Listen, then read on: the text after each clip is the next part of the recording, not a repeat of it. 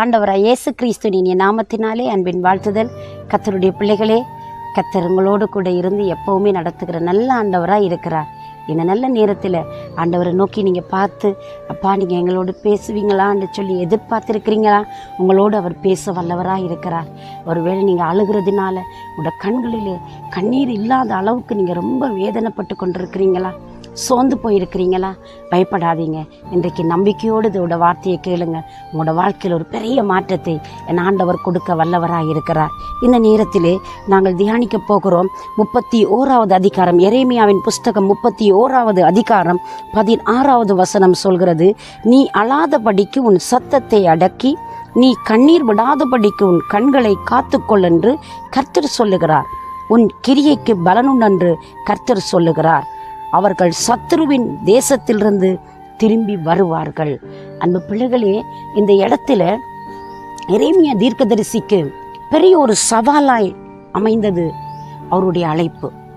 ஆண்டவர் எரேமியா தீர்க்கதரிசியை ஒரு தீர்க்கனாக, தேவனுடைய பணியாளனாய், தேவனுடைய வாயாய் செயல்படும்படி இஸ்ரவேல் மக்கள் மத்தியிலே அவர் தெரிந்து கொள்ளுகிறார்.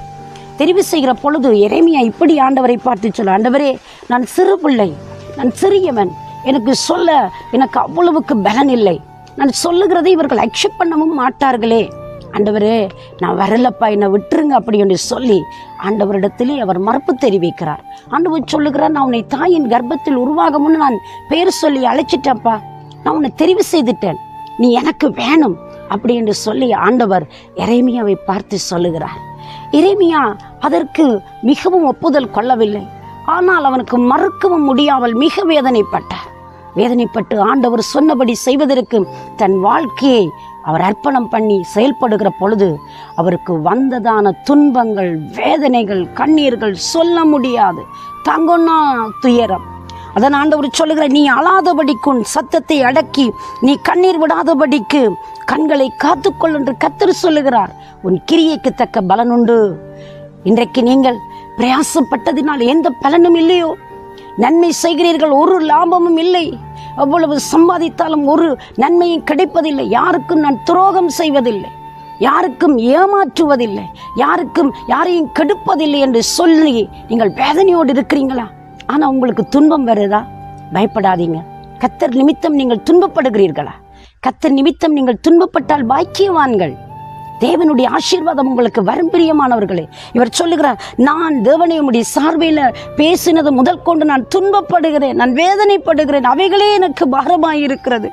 நான் பேசாதபடி இனிமேலும் நான் ஆண்டவரை எந்த காரியமும் உமக்காக செய்ய போகிறதில்லை என்று சொல்லி நான் அடக்கி கொண்டிருந்தால் அதுவும் என்னை எரிபந்தமாய் எனக்குள் இருந்து எரிகிறதே, அடக்கி கொள்ள முடியலையே, நான் என்ன செய்வதென்று புலம்பி அழுகிறார்.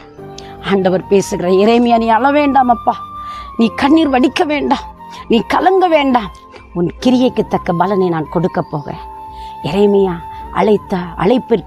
அழைத்த ஊழியத்திற்கு பாத்திரமாய் நடந்து கொண்டார். தேவன் அவரை உன்னதமான நிலைக்கு கொண்டு போனார். சொன்ன தீர்க்க தரிசனங்கள் போராட்டமாய் அந்த மக்களுக்கு ஏற்றுக்கொள்ள முடியாமல் இருந்தது. ஆனால் அதை செய்து முடித்து நிறைவேறுகிற பொழுது அவர்கள் உணர்வடைய அவர்களுக்கு தேவன் யார் என்பதை நிரூபித்து காண்பித்தார். தேவன் தம்முடைய பிள்ளைகளை ஒரு நாளும் வெட்கப்பட்டு போக விட மாட்டார். தம்முடைய சார்பிலே செயலாற்றுகிறவர்கள், தமக்காக பணி செய்கிறவர்கள், தம்மை நம்பி வருகிற யாரையும் அவர் கைவிட்டதாய் சரித்திரமில்லை.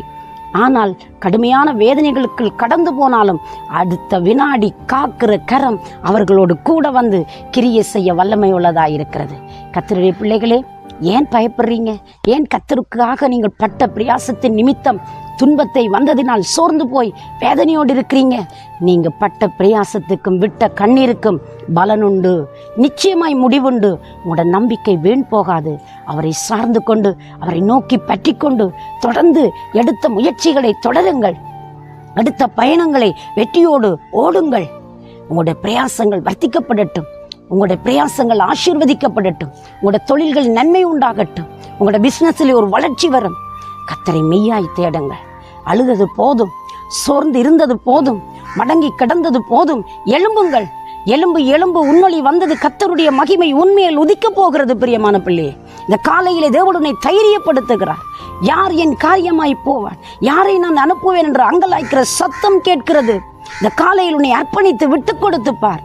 உன் தேவன் உனக்காக செயலாற்ற வல்லமை உள்ளவராயிருக்கிறார். உன் சார்பிலே அவர் செயலாற்ற போகிறார். நீ அவருக்கு வேண்டும். நீ எத்தனை கோடி பேர் இருந்தாலும் அவருடைய தெருவில் இருக்கிற நீ விசேஷித்தமானவன், நீ விசேஷித்தமானவள். நீ மனிதர்களுக்கு பிரயோஜனம் இல்லாமல் இருக்கலாம், மனிதருக்கு நீ உதவாத நபராய் இருக்கலாம். உன்னை படைத்த கடவுளுக்கு நீ தேவை மகளே, மகனே. அவரிடத்தில் அர்ப்பணித்துப்பார். உங்களுக்காக நான் மன்றாடட்டுமா? இருக்கு நிலையிலே எழும்பி வா, அவரை சார்ந்து கொள். தேவன் உனக்கு அற்புதம் செய்யட்டும். உங்களுக்காக நான் ஜெபிக்கிறேன். பரிசுத்தம் நிறைந்த நல்ல ஆண்டவரே, இயேசுவின் நாமத்தில் உம்முடைய பிள்ளைகளுக்கு ஒரு அற்புதம் நடக்கட்டுக்கும். சோர்வுகளும் பலவீனங்களும் அதைரியங்களும் நீங்கி போவதாக ஒரு அற்புதம் செய்து உம்முடைய பிள்ளைகளை கனம் பண்ணி காக்கும்படி ஆசீர்வதித்து ஜெபிக்கிறேன் ஜீவனுள்ள நல்ல பிதாவே. ஆமேன், ஆமேன். தேவன் தாமே உங்களை நிறைவாய் ஆசீர்வதிப்பாராக. God bless you.